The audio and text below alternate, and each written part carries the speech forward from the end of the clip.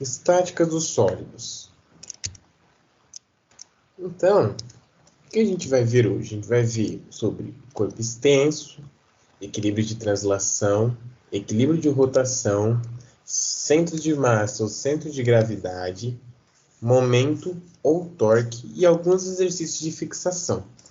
E eu também vou estar propondo para vocês resolverem alguns exercícios que eu vou estar deixando numa lista para vocês, tá?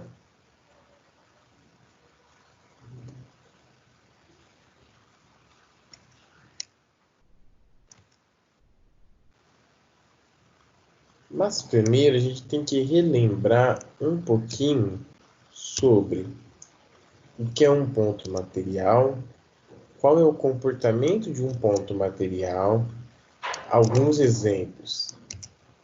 Então, ponto material. Ponto material, ou massa pontual, ou massa pontiforme, ele é um esquema que a gente usa para fazer quando as dimensões desse objeto que a gente está estudando e o movimento também que a gente está estudando são desprezíveis. Ou seja, as dimensões desse objeto não vão atrapalhar no estudo do fenômeno que a gente está procurando estudar. Como, por exemplo, uma bola de ping-pong.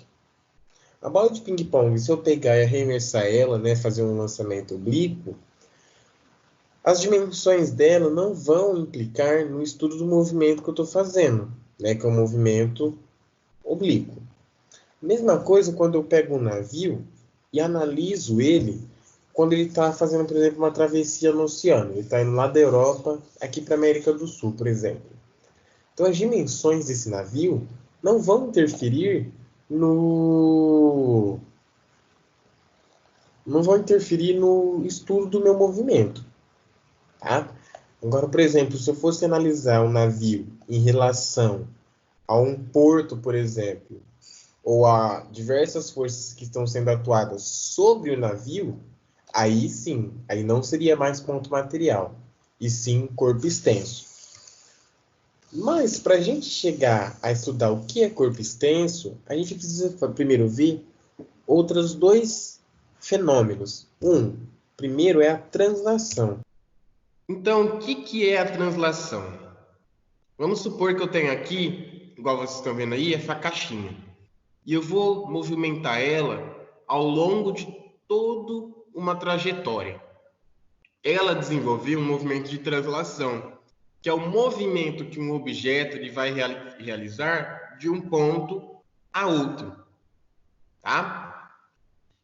E também, para a gente começar a estudar o que é um corpo extenso, ele tem duas características. O corpo extenso realiza translação e rotação.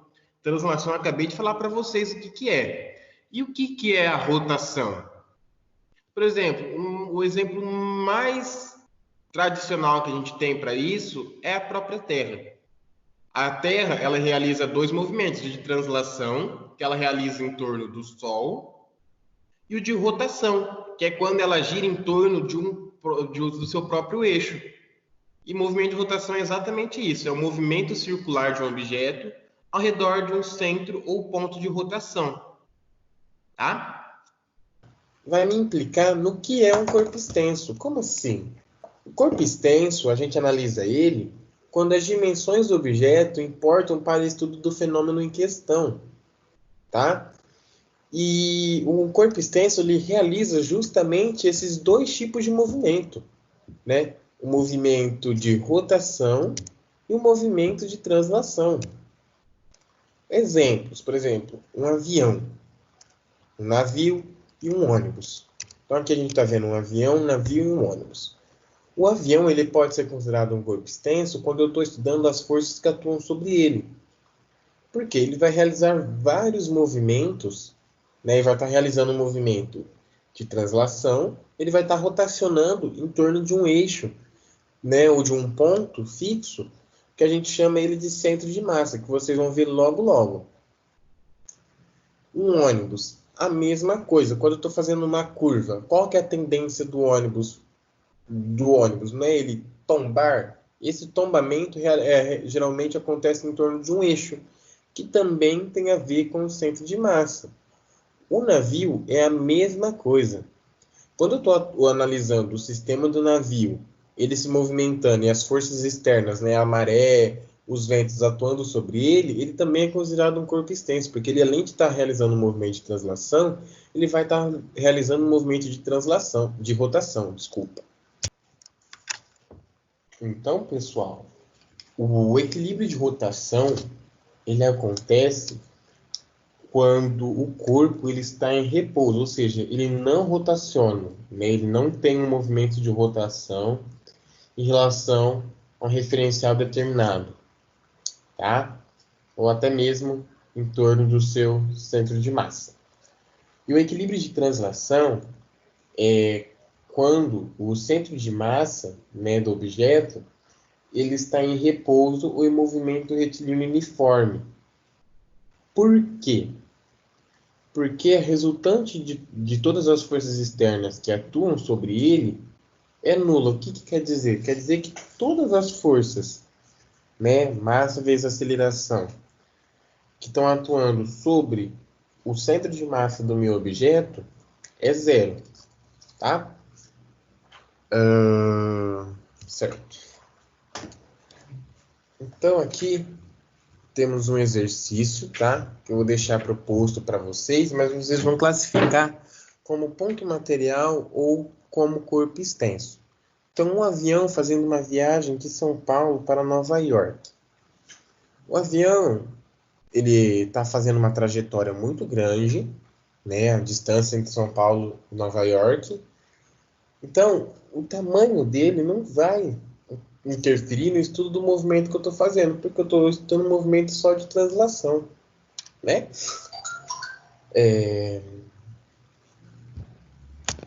Agora, esses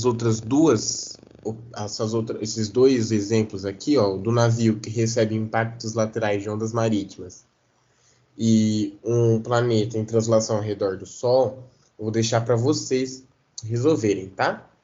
Então vamos continuar aqui. Aí temos o centro de massa que eu estava falando ali anteriormente. O centro de massa, ele é um ponto onde a gente pode considerar que está sendo exercido todo o peso, onde se concentra toda a massa do meu objeto ou meu sistema. Como assim objeto ou meu sistema? Por quê? Centro de massa a gente utiliza mais quando a gente está falando de um sistema. Um sistema ele é o quê? Ele é um conjunto de várias partes. Então, tem um exercício da lista que ele fala exatamente isso. Ele tem lá 3 massas, né, 3 partículas, cada uma tem uma massa, cada uma tem uma posição. Então, ele quer saber o centro de massa daquele sistema. Já quando eu estou falando de um objeto em si, a gente utiliza mais o termo centro de gravidade.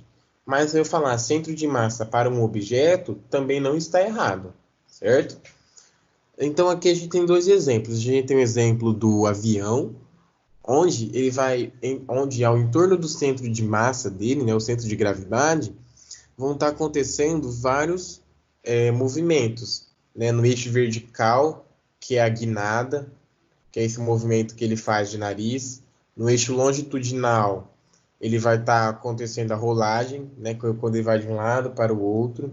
No eixo lateral, ele vai estar sofrendo a arfagem. O que é a arfagem?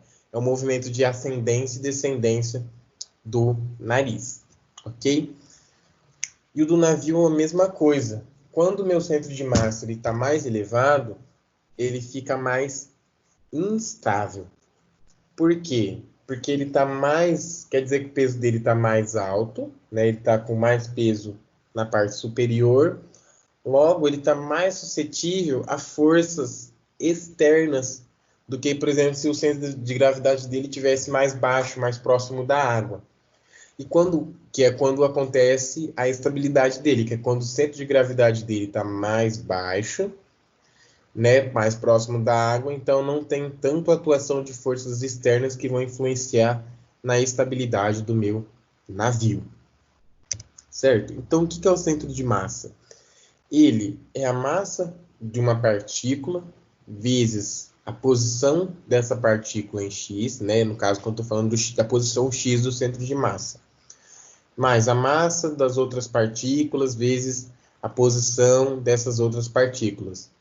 Desculpa. Então, quando eu tenho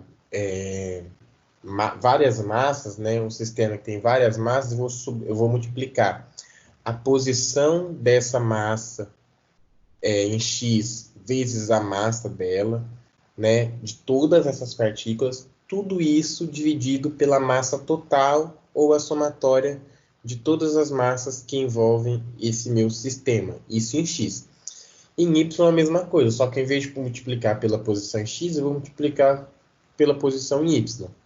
Isso, só x e y, quando eu estou falando de objetos que a espessura dele é desprezível. Como assim, por exemplo, uma chapa, um painel, né? Agora que eu estou falando de um cubo, de um navio, por exemplo, de um avião, aí entra a terceira coordenada em z também.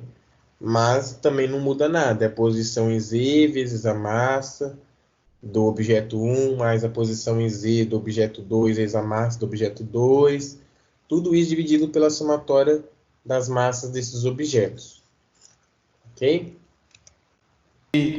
Torneio, né, que o robô ele tem que fazer um circuito semelhante a esse e tem que subir a rampa, chegar lá, até lá na parte superior da rampa. Então, eu tenho que sempre tomar cuidado com o meu robô neste circuito, para quê? Para o centro de massa dele não ficar deslocado para trás, porque senão, a hora que ele subir a rampa, ele pode empinar para trás e até tombar. Então, a gente sempre tem que tomar cuidado com essas questões de aplicação no caso, no meu dia a dia, na robótica. Aí aqui temos um outro exercício, que é o exercício 2, tá? Esse exercício, ele é bem simples, tá? Eu vou dar as coordenadas para vocês resolverem ele, e aí vocês continuam a resolução, tá? Comprou um porta-retrato composto por 2 materiais diferentes para decorar a sala de sua casa. Como ele gosta de economizar, pensou em pregar o porta-retrato com apenas um único parafuso, de modo que o painel fique equilibrado, sem tombar para nenhum lado. Então, usar o centro de massa desse sistema, e a gente achando o ponto do centro de massa desse sistema, vai ser o ponto onde ele vai estar equilibrado, tá? Então, vamos lá. Aí ele tem algumas informações, ó. Sabendo que o lado A é composto por material sintético de massa 0,100 kg e o lado B, feito de madeira com 0,150 kg de massa, como Douglas pode proceder para parafusar o porta-retrato? Dica: use o centro de massa. Então a gente vai calcular o centro de massa do sistema e o ponto que a gente definir, calcular onde vai ser o centro de massa, vai ser onde a gente vai conseguir fixar o parafuso e o porta-retrato vai estar lá paradinho, bonitinho, sem tombar, desculpa, para nenhum lado. Então vamos lá, pessoal, vamos resolver o exercício 2. O exercício 2 ele quer saber o centro de massa do sistema. Para eu saber o centro de massa do sistema, eu tenho que dividir ele, igual o exercício já me deu como dica, em 2 partes. A parte A, que é a que está achurada em vermelho, e a parte B, a que está sem achura. Qual é o centro de massa da parte A? Por que eu vou falar o centro de massa da parte A? Porque eu posso, como a massa dela está totalmente distribuída, posso considerar um ponto no centro dela como centro de massa do sistema. Por quê? Porque depois, na hora que eu jogo aqui na minha equaçãozinha do centro de massa, fica muito mais simples de eu resolver. Então, ó, voltando aqui, qual que é a posição em x do centro de massa da peça A? Se aqui eu tenho 2 centímetros, a metade vai ser 1 centímetro. Se aqui em y eu tenho 10 centímetros, a metade vai ser 5 centímetros. Então, eu tenho que a posição do A vai ser x1, y5. Ok? Isso centímetros. Beleza. A parte B, ela vai estar aqui, ó. Se daqui até aqui eu tenho 10 e daqui até aqui eu tenho 8, a metade desse 8 vai ser 4. 4 mais 2, ó. Então aqui eu tenho 4 centímetros. E aqui eu tenho mais 2 centímetros. Não tenho? 4 mais 2, 6. Então eu sei que a posição em X do meu centro de massa da placa B é 6. E a posição em Y dele é 2, né? Se o inteiro é de 0 a 4, metade vai ser de 0 a 2. Certo? Isso também em centímetros. Agora é só calcular o centro de massa. O X do meu centro de massa vai ser o meu XA, então, ou seja, X1, né? Vezes a massa do A, que está falando lá no exercício, mais o XB, que é 6, vezes a massa do B, que também está falando lá no exercício, dividido pela soma das duas massas. O Y eu vou fazer a mesma coisa. É assim que eu vou resolver o exercício 2, ok?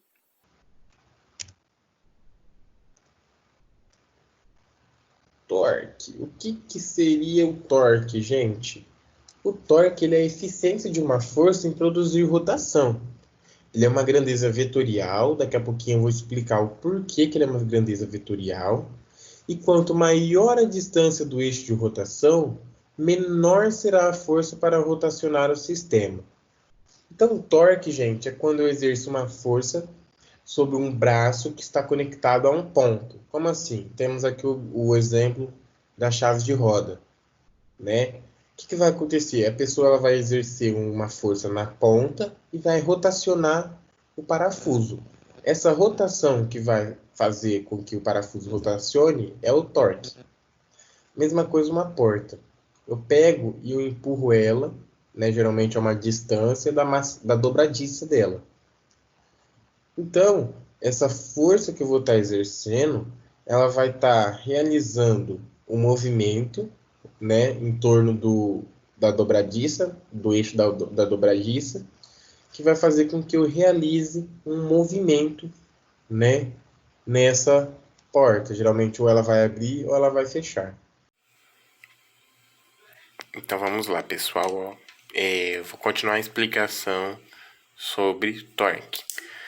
Então, nós temos aqui o nosso primeiro caso. O que é o primeiro caso? É quando a minha força ela é perpendicular ao meu braço de atuação e paralela ao meu ponto de rotação. Tá vendo aqui, ó, que essas duas linhas elas são paralelas? Então, uma coisa também que a gente sempre adota no torque é um sentido. Geralmente a gente adota o sentido horário positivo e o sentido anti-horário negativo. O que essa adoção desses sentidos querem dizer para mim? Quer dizer assim, ó,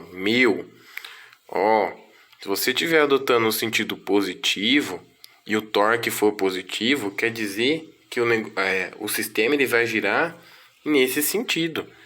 Se você está adotando esse sentido como positivo e o seu torque deu negativo, o seu sistema está girando nesse sentido. Tá ok? Então, o torque ele é sempre representado pela letra grega tal, e ele é o produto entre a força que eu estou realizando pelo braço de atuação. Certo? Isso vai me dar em que unidade de medida? Newton vezes metro. Tá? Então, eu falei que o torque ele era uma grandeza vetorial, por quê? Porque se eu tenho aqui o vetor F, o R é escalar, a multiplicação de um vetor por escalar me gera um outro vetor. Mas se eu uso o R na forma vetorial, né, eu uso o R como um vetor posição, o F vetorial R, né, o produto vetorial entre dois vetores, vai me gerar um outro vetor. Ok?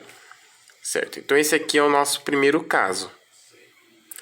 Aí temos depois o segundo caso, que é um caso um pouco mais complicado, que é quando que a minha força ela não é perpendicular ao meu braço e nem paralela ao meu ponto de rotação.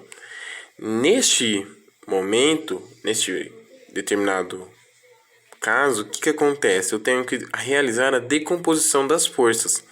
Então é o que eu fiz aqui. Eu tenho a força nesse sentido aqui. Eu decompus ela no eixo Y e no eixo X. A minha força F de X aqui, ó, no eixo X, ela não vai realizar torque nenhum. Ela não vai conseguir rotacionar o meu, esse meu ponto A aqui. Então, a única força que vai realizar o movimento é a força aqui que está em Y, porque é a componente que está perpendicular ao meu braço de atuação. Então, como que a gente faz essa decomposição? Então, é trigonometria básica. Eu tenho a minha força aqui, a minha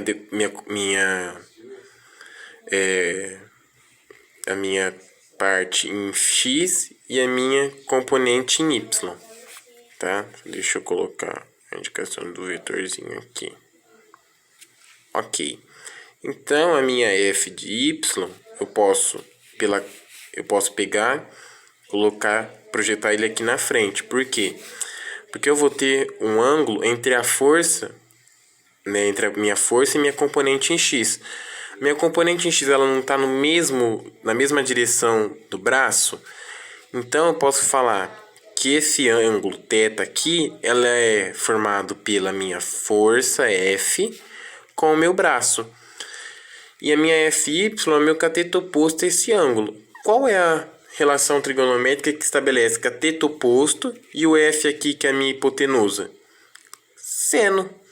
Então, meu torque vai ser a minha FY vezes o meu braço R. A minha FY ela é o que? Vai ser o F seno θ vezes R. Essa vai ser a minha representação clássica para o torque. Ah, mas e quando isso também serve quando a minha força, né, para esse meu caso aqui, ó, esse meu primeiro caso, serve. Por quê? Quando a minha força ela é perpendicular ao braço, esse meu ângulo θ é 90 graus. E o seno de 90 todo mundo sabe que é 1. Então vai ser 1 vezes R vezes F, que vai ficar aí nesse mesmo caso aqui. Ok, pessoal? Isso é o torque. Aqui o PET colorado, tá? Então, o torque, né, ele é bem aplicado também quando a gente tem uma gangorra, por exemplo. Por quê? A gente tem um ponto de apoio e tem os braços, né? Então, por exemplo, se eu coloco um cilindrinho de 5 quilos em ambas as posições, ó. Cadê? Aqui, ó. E eu tiro o apoio, vai ficar equilibrado, certo? Agora, se eu faço o seguinte, deixa eu exibir a régua aqui. Eu vou tirar esse,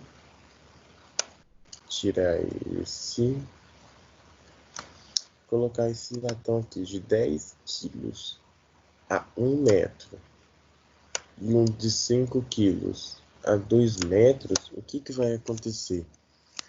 Vai ficar equilibrado também, porque a hora que eu fazer a força-peso desse cilindro aqui vezes a distância dele vai ser igual a do latão. Quer ver?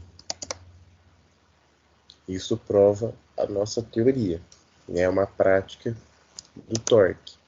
Agora, por exemplo, se eu coloco isso já a uma distância inferior a 2 metros, aí ele vai rotacionar. Aqui, ele vai rotacionar para esse lado. Porque a somatória dos torques, o torque realizado deste lado, né, do lado esquerdo, onde está o cilindro, ele não é igual ao torque que está sendo atuado aqui no latão. Muito pelo contrário, ele é bem menor. entendeu? Então, é um exemplo bem simples de aplicação, viu, gente? Ó, posso também aqui indicar as forças dos objetos. Ó, então, tô vendo que cada seta ela tem um módulo diferente. Então, a seta do 10 kg ela é maior do que a do 5 kg, que a intensidade da força dela é menor. Tá, gente? Bom, é isso que eu tinha para mostrar para vocês, né, nessa simulaçãozinha do PET do Colorado, tá? Então, temos aqui o exercício 3 também. Esse exercício, ele leva em consideração também a questão do torque, e a gente também tem que lembrar do centro de massa. Ele é bem simples de resolver, tá? Eu vou passar as coordenadas iniciais e vocês depois terminam ele. Certo, pessoal? Que ele quer saber qual tem que ser a força mínima para erguer a cancela. Então, primeiro eu preciso saber qual é o torque que essa força vai precisar produzir. Só que do outro lado eu tenho o torque do quê? Do peso da minha barra. E como eu sei onde está o torque do peso da minha barra? É simples. Ela é uma barra homogênea. Então, o peso vai atuar sobre o centro de massa dessa barra. Vocês estão vendo aí a outra importância do centro de massa? Se isso aqui tem 2,40 m, a metade dele é 1,20 m, certo? Então, se daqui até aqui eu tenho 40 e aqui eu tenho mais 2 metros, a metade do 1,20 m, para dar 1,20 m aqui, falta o quê? 80 centímetros, certo? Então aqui, ó, é o meu centro de massa da minha barra homogênea, né? Dessa minha cancela. Sabendo a distância dessa barra, né, que é 0,8 metros, do meu ponto O, que é onde vai estar realizando o torque, é só igualar. O torque da minha força tem que ser igual ao torque do meu peso. Calculando isso, eu consigo achar qual que é o torque da minha força. O torque da minha força. Então, qualquer força acima da força que eu achar aqui, vai conseguir levantar a cancela. Simplesmente isso. Tá? Então, qual que é a sacada do exercício? É o centro de massa. É achar o centro de massa e calcular o torque do peso na posição do centro de massa. Certo, pessoal? É isso. E que temos alguns exercícios de fixação. Então vamos lá, ó. Ao se fechar uma porta, aplica-se uma força na maçaneta para ela rotacionar em torno de um eixo fixo, onde estão as dobradiças. Com relação ao movimento dessa porta, analise as proposições. Quanto maior a distância perpendicular entre a maçaneta e as dobradiças, menos efetivo é o torque da força. Vamos lá, quanto maior a distância perpendicular entre a maçaneta e as dobradiças, menos efetivo é o torque? Claro que não, né, gente? Essa afirmação está errada, porque quanto maior a distância da maçaneta e das dobradiças, mais efetivo é o torque, porque o meu braço de atuação ele é muito maior. O torque não é o produto entre a força e o braço de atuação. Então, quanto maior o braço, maior é o torque. Tá? 2. A unidade do torque de força no sistema internacional é o Newton vezes metro, podendo também ser medido em Joule. Gente, isso também está errado. Joule não é medida de torque. Tá? Torque, sim, é Newton vezes metro, mas não é Joule, viu? Joule é medida de energia. Terceiro, o torque da força depende da distância perpendicular entre a maçaneta e as dobradiças. Exatamente. O torque ele depende realmente da distância perpendicular entre a maçaneta e as dobradiças. Por quê? Porque o torque ele está diretamente ligado à distância e à angulação de atuação da minha força, tá? 4. Qualquer que seja a direção da força, o seu torque será não nulo. Consequentemente, a porta rotacionará sempre. Também não está certo. Não é diante de qualquer força. A força ela tem que ter uma direção que é a perpendicular ao braço de atuação ou paralela ao meu ponto de rotação, tá? Então, a gente sabe aqui que a única alternativa correta é a alternativa D, porque somente a 3 é verdadeira, tá? Então é isso, pessoal, tá? Espero que vocês gostem. Tem a listinha lá para vocês resolverem. Qualquer dúvida, me pergunta. E é isso. Muito obrigado.